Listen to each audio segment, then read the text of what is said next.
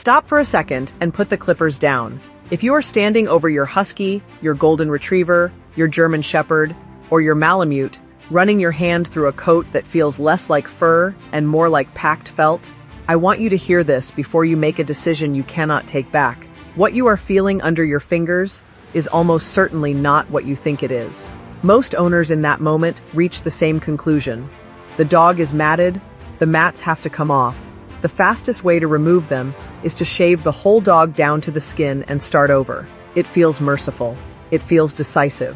And on a double-coated dog, it is one of the most damaging things you can do, because you are not removing a problem. You are removing the very system that was trying to solve one.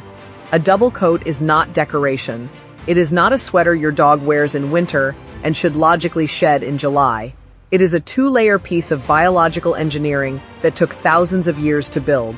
Underneath, there is a soft, dense, insulating undercoat that grows and dies on a cycle.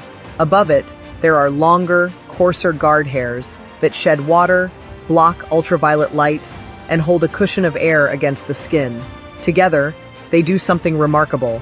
They keep the dog warm in cold weather and cool in hot weather, using the same structure all year round. When we talk about wellness the way Dr. Karen Becker talks about wellness, this is exactly the kind of thing she means. Work with the body, not against it. Understand what the animal already knows how to do before you override it. The coat is not the enemy. The coat is the report.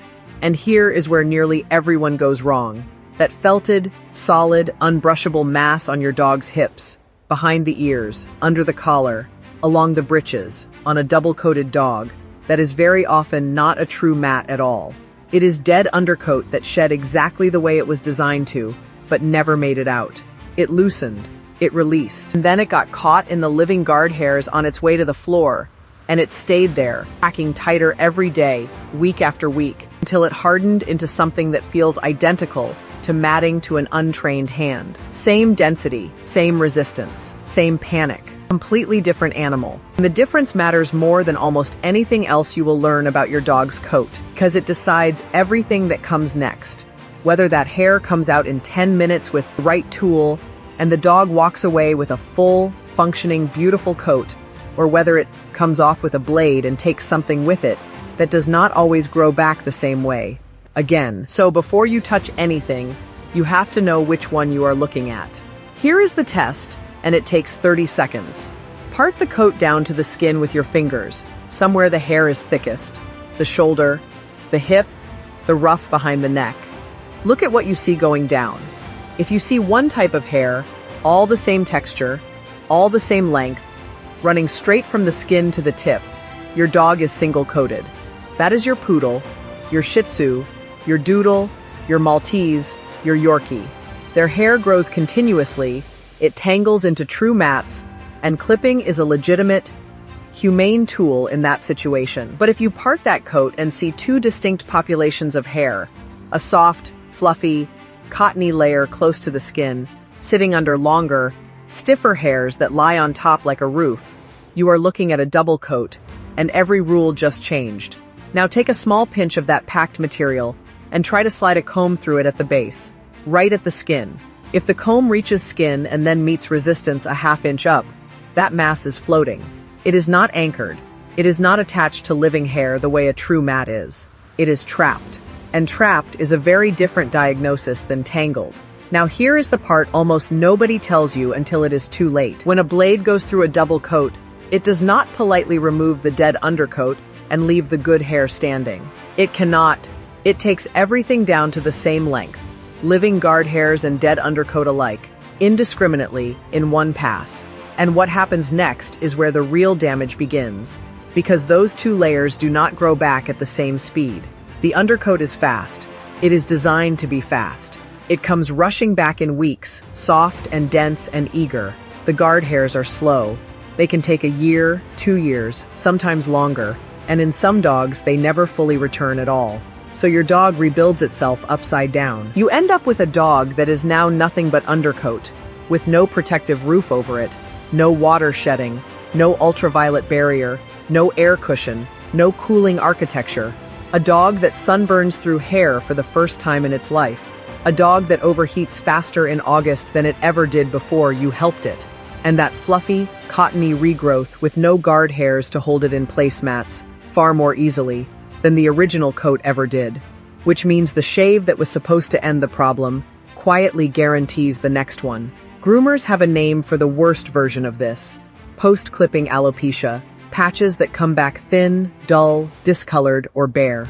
This is precisely the wisdom running through everything Dr. Karen Becker teaches about our dogs, that the fastest intervention and the right intervention are rarely the same one, and that the body will spend years paying for a decision that took 10 minutes.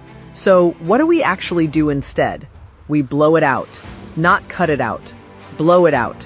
It starts in the tub, and it starts with water, because water is what breaks the grip. A thorough bath with a diluted, coat-penetrating shampoo, worked all the way down to the skin rather than lathered across the top, does something a brush alone can never do.